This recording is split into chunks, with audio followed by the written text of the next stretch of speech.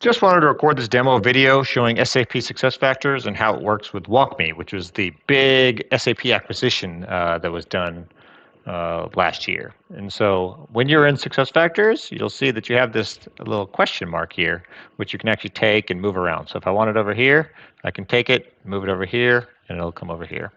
But when I click it, it actually has a couple of tasks for me, right? And so once you've done them, you can kind of see that they're grouped together, and you can see incomplete or completed. In this case, if you want to just have it where someone can get to know their piece of functionality, in this case, their public profile. What you can do is have this, and now you have these prompts. So getting to know your public profile, this is your personal bio page that others can view, and so this will actually give you a tour on how you preview it and look at the spotlight. So once the user presses next, it gives some more context. So think of your people profile as the first impression. It provides a glance, presses next, and then you can see, hey, we have this spotlight functionality, which highlights your skills.